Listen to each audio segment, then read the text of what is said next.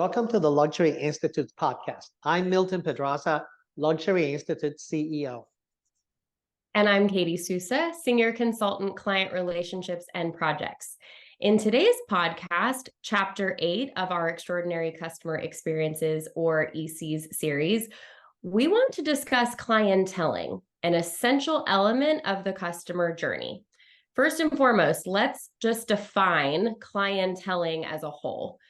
It is the process of building relationships between frontline professionals, and again, that can be store, space level, online sales, customer service, repair and exchange. It can also be at the dealership. It can be the travel advisor, the real estate agent, across luxury categories, and the customer through personalized service. It allows the brand professional to not only better understand their customers' needs and preferences, but create tailored experiences and then strengthen customer loyalty. There's also a perspective that I really like, Milton, that says customer service is reactive, clienteling is proactive. So I like that we'll dive contrast. in. Yeah. Right, Good. exactly. We'll dive into that a little bit further as we go, but it's to provide a much more personalized experience, as we like to say, extraordinary customer experience, which ultimately is far more effective. Clienteling is proactive in learning about each customer. Right. We believe that clienteling has an ongoing, systematic, but highly human role in the customer journey. So one of the words that is utilized in the definition is process.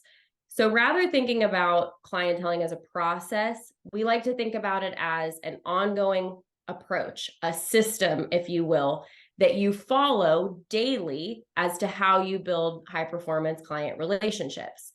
If it's approached as a way to earn, create, and nurture trust, you will be far more effective in creating extraordinary customer experiences when engaging with the client, but you'll also build much stronger, much longer term customer relationships going forward. Important to emphasize that this is a skill that you master over time and that you bring to bear all of the skills of emotional intelligence within a process to build these high performance client relationships. So today, we just want to get back to the basics of clienteling. There has been a lot of conversation in conversations we've had with high net worth, ultra high net worth individuals in our network, as well as luxury experts, again, across categories. They are not seeing a lot of clienteling happening. And if they are, they're feeling that it's being highly reactive, almost in an aggressive way. So let's just get back to the basics, the true intent of clienteling. We will also share our clienteling methodology, one that we utilize through our Luxcelerate system, as well as how we briefly share it through our online course, The Mastery of High Net Worth Relationship Building. But we want to share those methodologies not only because they have dramatically increased the sales and improved the performance of luxury brands and luxury professionals, but they have changed the way that individuals operate and really can build long-term relationships with their clients, regardless of the category in which they work. We will also share a few ECE clienteling stories, the great and the not so great. In the last decade, we've worked with well over several dozen luxury goods and services organizations, whether they be fashion, leather goods, jewelry, automotive, medical service offices, beauty, real estate, travel, hospitality, you name it, all through our Luxcelerate system, which in a sense is a training and education system that is done in person, where we really help the brand improve the overall culture, relationship building skills to be far more client-centric, and what we like to say, transform behavior from being highly transactional into relationship building focused. We implement clienteling as a major part, almost like the key element of the brand's customer journey. So let's go over the 5 elements of our clienteling methodology. First and foremost, earn trust of prospective clients. This means not only one, you might be seeking them out. So as people say, you're cold calling, but essentially you are actively trying to build a relationship through networking, or really finding the right elements that align and how you can bring them value. Or you are being responsive, not reactive. That's the biggest difference here. You're responsive to their interest or their intention to engage with you and your product. So that's before you engage the client, if we're thinking about this in terms of the customer journey. Then, after you have engaged with the client for the first time, you create relationships with new clients. So this could be after an initial engagement where they do not purchase, or it's following up after a purchase. But most importantly, this should always happen, especially if they did not purchase. If they didn't buy, but you were respectful, you earned their trust, what a great opportunity to go back at the appropriate time and finish and build that relationship. Completely. 3, nurture existing client relationships. This is by far, in my opinion, the hardest of all of these elements, because it's one thing to reach out when you're really trying to build and earn trust. It's almost like dating. The beginning is typically the easier part because you have more to talk about. When you get into a nurturing phase, you think about your long-term relationship. You have to continuously date. You have to continuously learn new things about your client and find new ways to ask questions, to find new things about them as they're going through their life journey, as well as you're going through yours. So it's continuously striving to provide more and more value to your client, how they would like to receive it. Number 4, activating new relationships through connections. This is where referrals come into play. You've built a really strong relationship and now you're prepared to ask for referrals in a highly respectful, trustworthy way. And Milton, I know you have elements to share in referrals as well, based on, of course, our case studies that we have in our online course. Yes, and I would say referrals are the stepchild of clienteling. People ignore referrals. They're afraid to try to proactively seek referrals. They're awkward about referrals. We can teach you how to master that. And it is so important because for many professions, such as real estate, yachting, private aviation, wealth management, referrals are the lifeblood of the entire business. And then 5, establish optimal network relationships. What we like to say, be a super connector.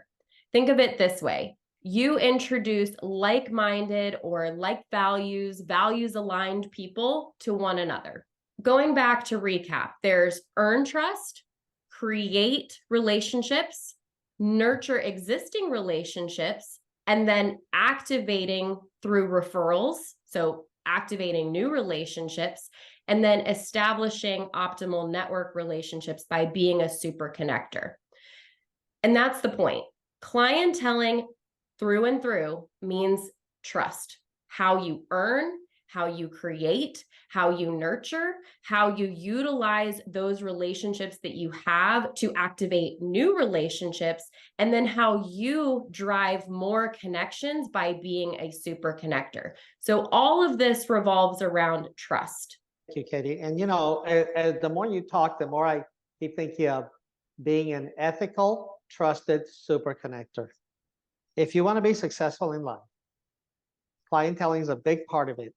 But you have to bring the ethics, you have to be highly trusted, and then you earn the right to be a super connector for these highly valued clients, peers, even family members. And people will really, really respect you and appreciate you for being an ethical, trusted super connector. Okay, now let's switch a little bit, and we want to share some stories with you. Simple, powerful stories about great clienteling and the impact it has on extraordinary customer experiences. And these stories come from actual projects, really, that we work with top tier brands. We're not going to name the brands to respect their confidentiality, but we are going to share with you some of the little vignettes that show how clienteling can be so powerful. So the first story is just a very simple story. We worked with a retailer, and where we're working in their flagship store with 60 people, and we help them to dramatically improve their sales by inspiring and educating everyone to be a clienteling expert. Sales went up dramatically. There's a testimonial about that on our website. But here's something that we did that was really, really important. The sales associates told us that they found it very difficult to clientele on the floor for obvious reasons. Sometimes it's busy, there's a lot of noise, there's a lot of street noise. They couldn't focus. And the other thing they told us was that the space in the back was not adequate. Again, for similar reasons, people would be taking their break, people would be busy, there would be stock coming in and out. So what did we do? We worked with the client to build a beautiful, aesthetically powerful, and soundproofed clienteling room in their flagship store. And what happened? Sales went up dramatically. People were able to get off the floor for 1 or 2 hours, schedule with each other, coordinate, and allow each sales associate to take their book and begin to do outreach, book appointments, confirm appointments, and then clientele properly as clients came back in or on the phone, online. And this is a very powerful small gesture, small move that we made in building a clienteling group. So that's just a tactic that I think every store and every dealership and every office should have a place where you can do clienteling if you don't have your own office in a very, very tranquil, energizing way. Please. Milton, I think you make a beautiful point there as well around having a space for clienteling and looking at it from the client point of view. If I am walking into a dealership, if I'm walking into a store, if I am going in somewhere and I see people on a laptop, I see them on a phone, I immediately think that they are not engaged with me. I think that they are focused elsewhere. And so it immediately gives me the sense that I am not of value, even though that's certainly not their intention. So by having a space that is dedicated and also providing your team members with that time to clientele, you are not alienating those who are coming through the door, but you are also giving your team the space to be highly impactful through their clienteling in a way that is not disrupting the day-to-day operations. Great points, Katie. Thank you for adding that. That is essential. So absolutely, clienteling room, sales went up 40%. Now let me talk about the call centers. Call centers traditionally are inbound call takers. They are not outbound relationship builders. We transformed 2 companies. One was a fashion, leather goods, apparel company that was multi-brand. Their call center to doing outbound. And of course, we taught a jewelry company their outbound center, which is much smaller, but very powerful. And sales in each went up around 20 to 40%. Why? Because we taught the associates, of course, take the inbound calls. That's a priority. Solve the problem for the customer, and then begin relationship building. So not only did they take the inbound call, maybe solve the problem, but then were inspired to inspire the customer to buy more. And very often they did. And also when there was downtime, when there were no calls coming in or the traffic was light, go and do your outbound calls. And they had a priority, they had a list, they really developed a process and a system for transforming the call centers from inbound service providers to outbound high performance relationship builders. What I love about that example, Milton, is it shows that you can build trust and relationships anywhere. What we also find, and we know this from hospitality is and travel, the ability to recover when something goes wrong. Most times, like you say, people don't go into the Apple store very often. They're typically going in because they have an issue. And if their issue is resolved, they of course trust the brand and they continue to come back. But if you think about those who are reaching out to the call center, customer service, refund, repair, exchange, it's because they have an issue. So when I can transform that interaction from being on the consumer side, the client side, a negative outreach into, wow, they not only solved my problem, but really heard me.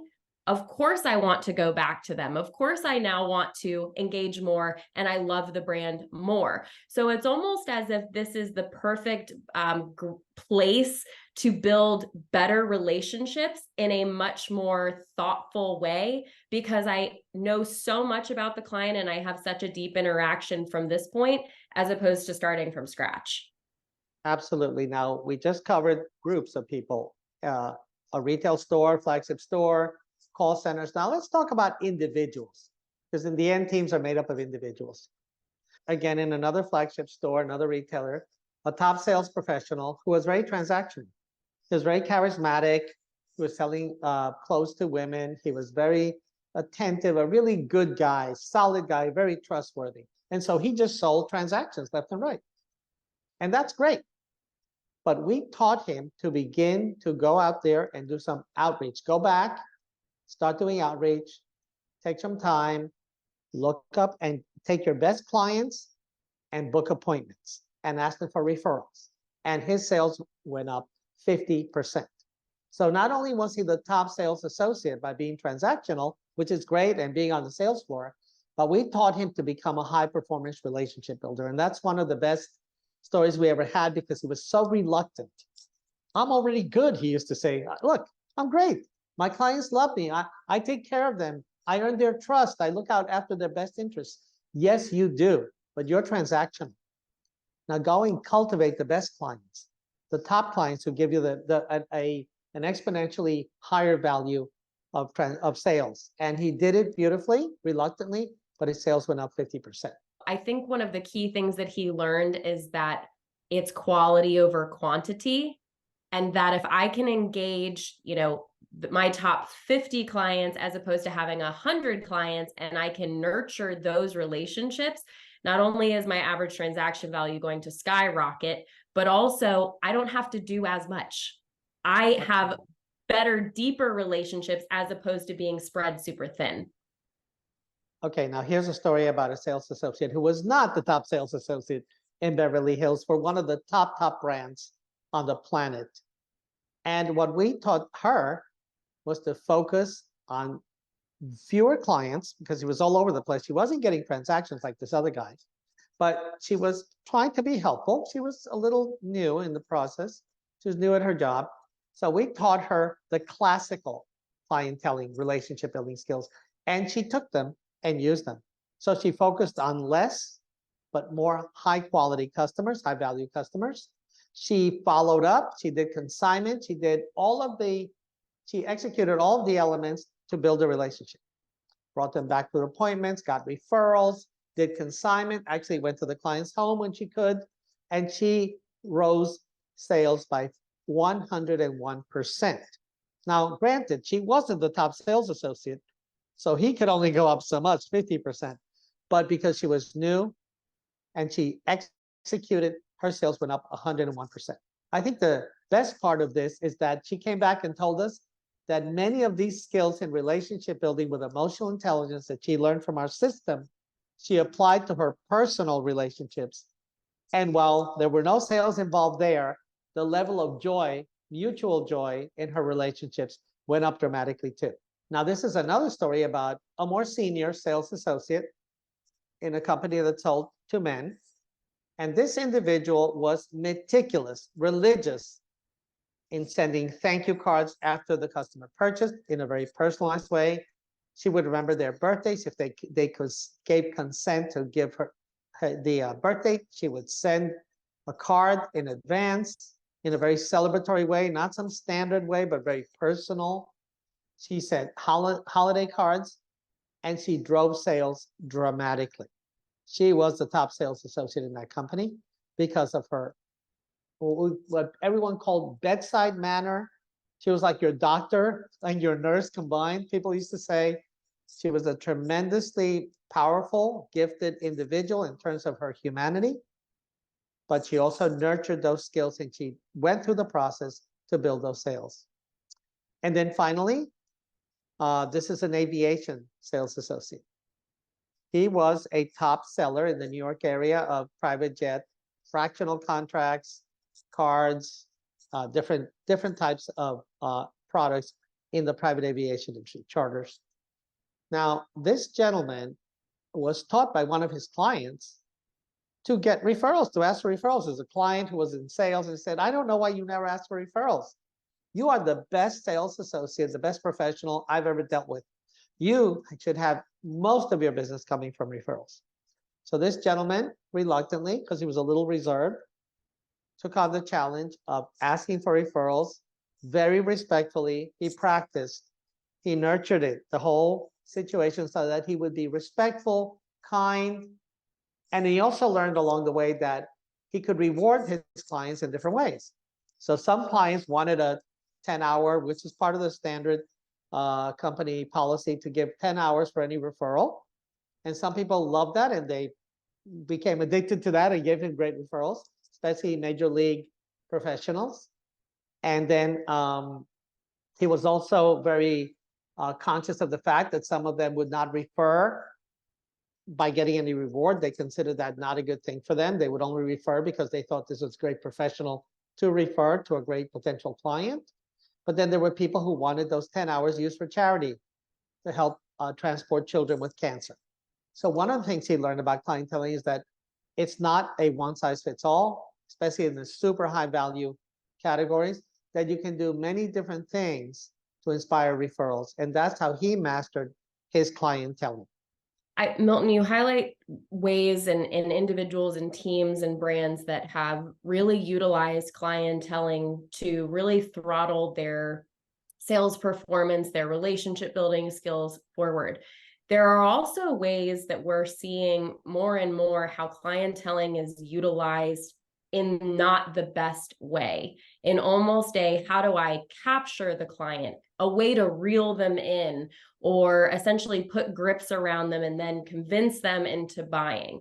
Yes. And I think it's important to address the negative side of clienteling and how we have to utilize clienteling as a tool to build trust, not as a way to, if I might, browbeat a client into becoming a client.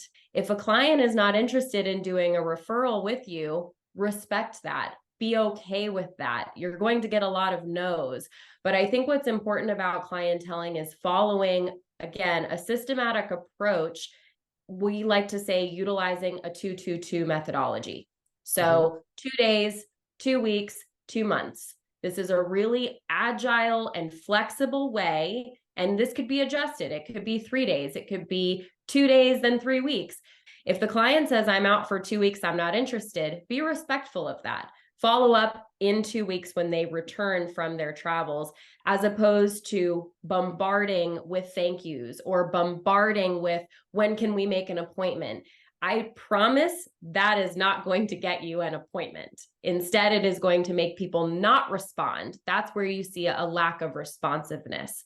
So that is all to say that measuring your clienteling, your outreach, it's critical and will help you to understand what is actually working in your clienteling. You measure not only your behavioral metrics, but your emotional metrics. You're going to measure your inputs versus necessarily your outputs. You're going to see what the outputs are. So as an example, for behavioral metrics, measure the number of emails that you're sending on a daily basis, the number of thank you cards, the number of videos that you might be sending, appointment confirmations, as well as your replies.